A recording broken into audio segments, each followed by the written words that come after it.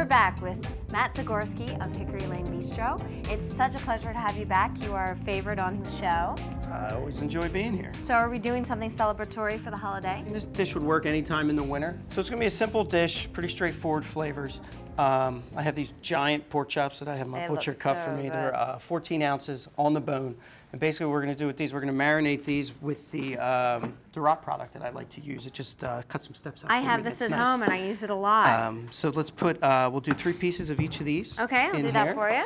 Pop them out of your freezer and boom, boom, boom, you've got fresh herbs to flavor your dishes. Love it. Ready to go. A little garlic, a little parsley. Any specific kind of oil you like? I'm just using something straightforward right now.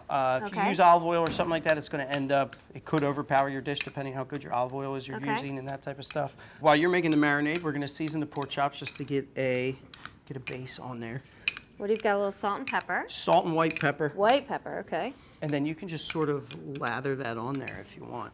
Okay. And that'll give it a nice little base flavor for us.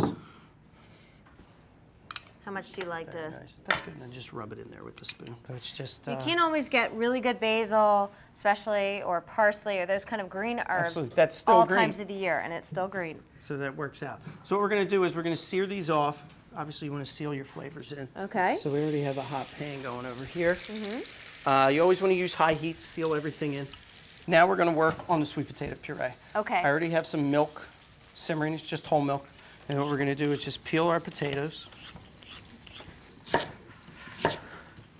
So tell me about the changes that have been going on at Hickory Lane Bistro. Well, it's been nice. We opened last December as a BYO. We have, as of October 1st, switched from BYO to a full-service restaurant. We have bar, wine list, full drinks. Cocktails, we have everything. about 10 cocktails on the list right now. They're always changing. Okay, so a little flip. Yeah. So you just want to get a little color on there, and then you'll slow roast those in the oven. But what we're going to do today is we're going to switch these out for the already beautifully cooked pork chop. To finish this dish, these sweet potatoes, they would simmer until they got tender. Then you'd strain your liquid off. Tender, pull off Strain your liquid off, and then we make this here, which I use a Vita Prep mixer, which is a pretty standard kitchen tool. We have, this is a compound butter I made at the restaurant. Homemade, huh? Homemade, everything's homemade. This is equal parts butter to equal parts walnuts and blue cheese. We're gonna have our plate.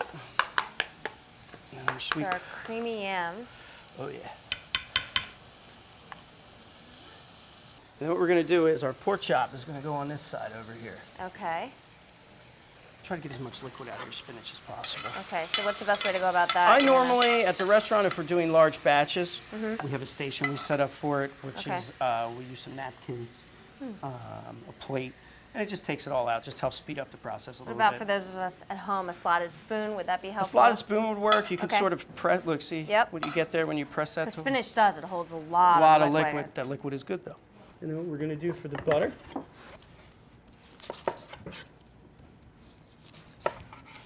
and that goes there, and that'll sort of start to melt down a little bit over the pork chop. And then the secret that you get at the end of this that you're not expecting is the walnut oil. Walnut oil? Yep. Like a cold pressed walnut? Absolutely. Oh, chef, I can't wait to dig into this. I can't wait for you to try it. All right, this is one thick, beautiful pork chop that you made. I hope I can replicate this at home, but if not, I know where to find it. 25 Fairmount. Got walnuts on the mind. Rightfully so. That's fantastic. Thank you. All right, let me get a little bit of this garlic spinach. Wonderful, chef. It is such a pleasure to have you again on the Chef's Kitchen. Thank you so much for being here. I look forward to visiting your restaurant soon. To see today's recipe and all of the recipes featured on the Chef's Kitchen, log on to chefskitchen.tv.